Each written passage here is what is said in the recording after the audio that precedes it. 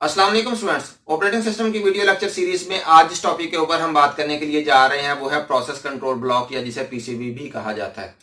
तो आज हम सबसे पहले ये समझने की कोशिश करेंगे कि प्रोसेस कंट्रोल ब्लॉक या पीसीबी क्या चीज है और ये मल्टी प्रोग्रामिंग इन्वायरमेंट में किस तरह से एग्जीक्यूशन करने में हमें हेल्पफुल है, किस तरह से हमें ये फेवर प्रोवाइड करता है ताकि हम डिफरेंट प्रोग्राम्स को एक ही वक्त में जो है वो एग्जीक्यूट कर सकें, जिसे हमने मल्टी प्रोग्रामिंग का नाम दिया हुआ है।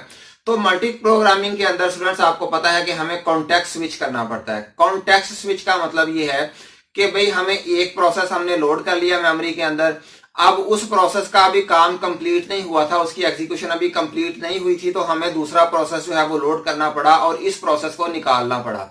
अब जब एक प्रोसेस को हमने बीच में से निकाला और दूसरे प्रोग्राम को हमने प्रोसेस को लोड किया तो डेफिनेटली जिसे हमने निकाला था उसका कुछ ना कुछ हमें काम जो है वो सेव करना पड़ेगा, स्टोर करना पड़ेगा। उसकी कंडीशन जो भी है उस वक्त की होगी वो हमें सेव करनी पड़ेगी ताकि जब हम दोबारा उसे स्टार्ट करें काम को तो हमें नए सिरे से दोबारा स्टार्ट ना करना पड़े, बल्कि उसी जगह से दोबारा स्टार्ट करें जिस जगह पे उसे काम को बंद किया था। इसकी मैं आपको एक जनरल एग्जांपल इस तरह से देता हूं कि फॉर एग्जांपल अगर आप लोग स्टडी कर रहे हो और आपका टीचर जो है वो आवाज दे कि भाई मेरी बात सुन जाओ आके, तो आप जो है वो क्या करेंगे, आप अपने जो बुक है उसके अंदर एक निशानी लगा के फिर उसे बंद करके आप जाएंगे ताकि जब आप दोबारा आए पढ़ने के लिए तो आपको ढूंढना ना पड़े कि आप किस जगह पे जो है वो स्टडी कर रहे थे, किस पेज के ऊपर आप थे उस वक्त।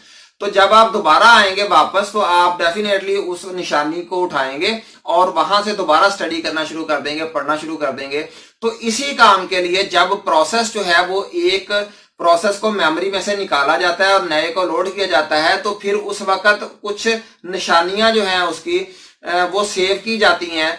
कहां पे सेव की जाती हैं? वो डेफिनेटली प्रोसेस कंट्रोल ब्लॉक के अंदर सेव की जाती हैं। सिर्फ यही नहीं बल्कि किसी भी प्रोसेस के जो भी लवाजमात होते हैं, जो भी उसकी चीजें होती हैं, वो सारी की सारी कहां पे स्टोर होती हैं? वो प्रोसेस कंट्रोल ब्लॉक के अंदर ही स्टोर होती हैं। यानी कि किसी भी प्रोसेस का जो भी खाता है, जो भी उसकी चीजें हैं, वो सारी की सारी किसी एक जगह पे जो है वो लाके स्टोर कर ली जाती हैं ताकि उसे एक ऑर्गेनाइज्ड वे में उस प्रोसेस को मैनेज किया जा सके। अब हम आते हैं इसकी फॉर्मल डेफिनेशन की तरफ। तो मैं आपको थोड़ा सा पहले ये बता दूं कि ये एक डाटा स्ट्रक्चर है जो कि रैम के अंदर रिजाइड होता है। रैम के अंदर ही इसे सेव किया जाता है किसी भी प्रोसेस की सारी इंफॉर्मेशन को। तो हम देखते हैं कि a process control block is a data structure in main memory to manage all the components of a process.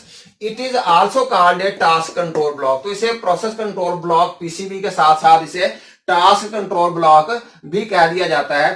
तो जिस तरह से मैंने एक और इसकी छोटी सी डिस्क्रिप्शन यहाँ पे ये लिखी है कि owing to the multi programming process has to save all information of the running process, for example program counter, stack pointer, states etc. ये तमाम की तमाम जो इंफॉर्मेशन है ये हमें सेव करना पड़ती है। कहां पे सेव करना पड़ती है? प्रोसेस कंट्रोल ब्लॉक के अंदर हमें सेव करना पड़ती है।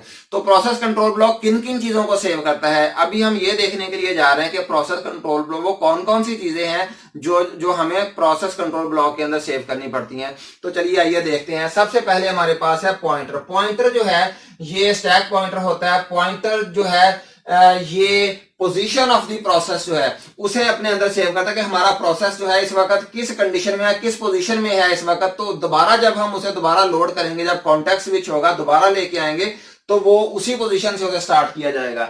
इसके बाद है प्रोसेस स्टेट्स। प्रोसेस स्टेट्स जिस तरह से हमने पिछले लेक्चर में देखा कि प्रोसेस स्टेट्स कौन कौन सी होती हैं। फॉर एग्जांपल सबसे पहले न्यू स्टेट आती है जब प्रोसेस को क्रिएट किया जाता है, फिर वो वहां से रेडी में चला जाता है, रेडी से रनिंग में एंड सो ऑन। इस तरह से वो जो है एंड तक जो है वो टर्मिनेशन तक चला जाता है। तो जिस स्टेट में भी होगा उस वक्त जब कॉन्टेक्स्ट स्विच होगा तो उस स्टेट को सेव कर लिया जाएगा। फॉर एग्जांपल वो रेडी में है तो यहाँ पे रेडी जो है वो सेव कर लिया जाएगा। इसके बाद प्रोसेस आईडी, जब भी कोई प्रोसेस क्रिएट होता है तो उसे कोई ना कोई आईडी जो है वो असाइन की जाती है।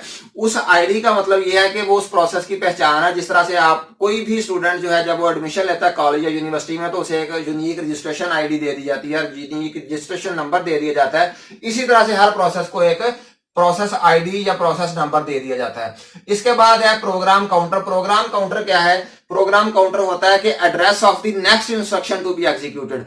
तो वो भी सेव कर ली जाती है प्रोसेस कंट्रोल ब्लॉक के अंदर कि इस इंस्ट्रक्शन के बाद अगली इंस्ट्रक्शन जो है उसका एड्रेस सेव कर लिया जाता है ताकि उस इंस्ट्रक्शन को फिर उठा के लाया जा सके। इसके बाद रजिस्टर्स हैं, जितने भी रजिस्टर्स हैं इसके अंदर, all register information, for example index register, accumulator register, base register, stack pointer register और जनरल पर्पस रजिस्टर, ये तमाम की तमाम इंफॉर्मेशन कहां पे सेव की जाती है, इस पोर्शन में।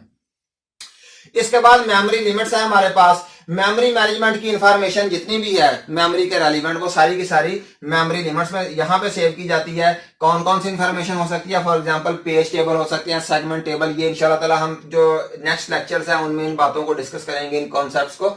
तो इसके बाद है लिस्ट ऑफ ओपन फाइल्स के कौन कौन सी फाइल इस वक्त प्रोसेस ने ओपन की हुई थी, कहां कहां से वो डाटा ले रहा था, कहां कहां पे वो सेव कर रहा था, ये इंफॉर्मेशन कहां पे होगी, लिस्ट ऑफ ओपन फाइल्स में। इसके बाद सीपीयू स्केड्यूलिंग के कौन सी स्केड्यूलिंग चल रही थी, फॉर एग्जांपल राउंड रॉबिन चल रही थी, फर्स्ट कम फर्स्ट सर्व चल रही थी, प्रायोरिटी या जो भी स्केड्यूलिंग, ये हम इंशाल्लाह नेक्स्ट लेक्चर्स में इन टॉपिक्स को भी देखेंगे, सीपीयू स्केड्यूलिंग की।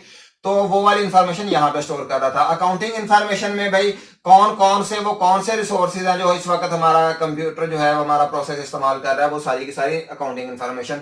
आईओ स्टेट्स इंफॉर्मेशन के इनपुट आउटपुट जो है वो कौन सी इनपुट आउटपुट जो है वो इंटैक्ट थी उस वक्त प्रोसेस के साथ, जो कि प्रोसेस में से डाटा को उठा रही थी या फिर प्रोसेस उनमें डाटा सेव कर रहा था। तो ये सारी की सारी डिटेल कहां पे स्टोर होती है, अभी प्रोसेस कंट्रोल ब्लॉक के अंदर।